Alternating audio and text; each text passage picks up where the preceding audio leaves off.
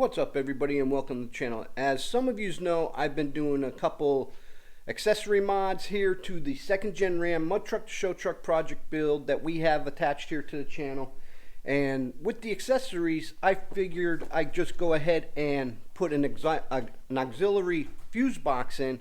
And what I did was picked up this Auxbeam 8-gang auxiliary fuse box, so this way I could power all my accessories without having to go off or tap into the original fuse box and things like that. But I did find one thing wrong with this, and let me take you up here and show you where I mounted mine and why I think there's one thing wrong with this. So let me take you up to the truck and show you where I mounted them and what the problem was that I came across.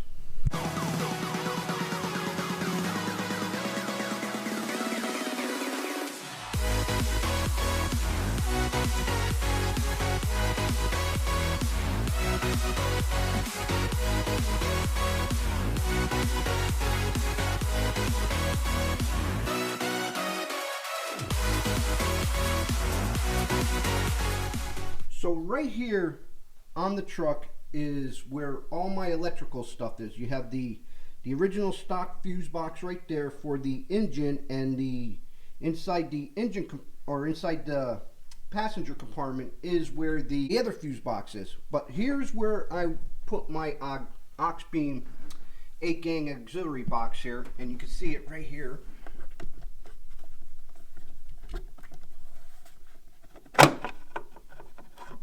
And I do have some of the accessories hooked up to it, as you can see there.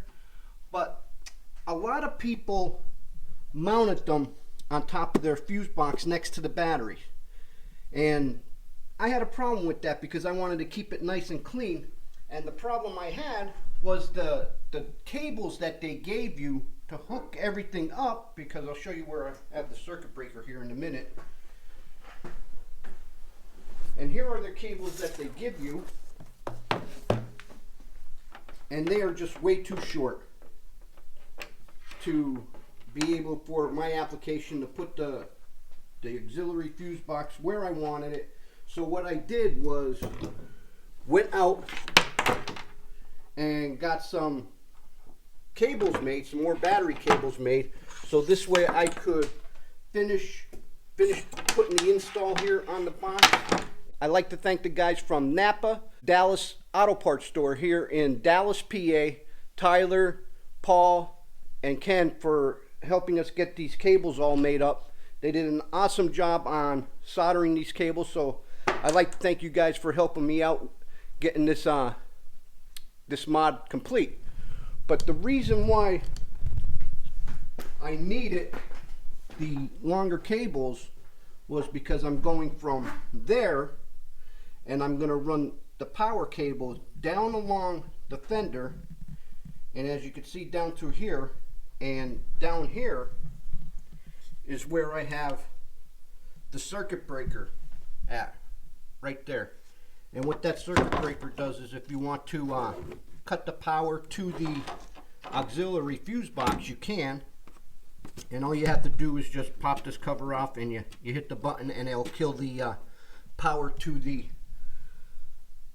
that panel there. So this way, if I don't want to run any of my accessories or anything like that, or if I wanted to add something or change something, I just have to cut the power there, and I don't have to readjust or disconnect the whole battery system here.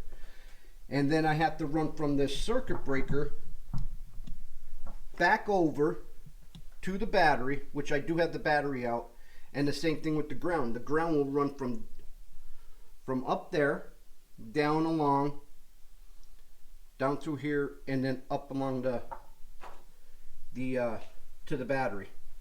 But I see in a lot of videos where guys would Velcro their auxiliary box on top of their existing fuse box or their stock box, or Velcro it, they'll screw it to it, 3M tape it, which I did not like that idea, because I wanted to keep everything clean and neat and keep things out of the way. So if I ever needed to get to this, I didn't want to drill holes into this or ruin the diagram that's on the inside of this that tells you what all the fuses and relays go to. So I just relocated the box up to my firewall, and I just have to get some longer cables. Overall, it is a nice setup. I've seen a lot of reviews on it. A lot of people swear by it, but we're going to go over in a later video on the accessories that I hooked up to it and go around and show you guys some of the accessories. But this is going to be like part of a 3-part video series that I'm doing with the accessories.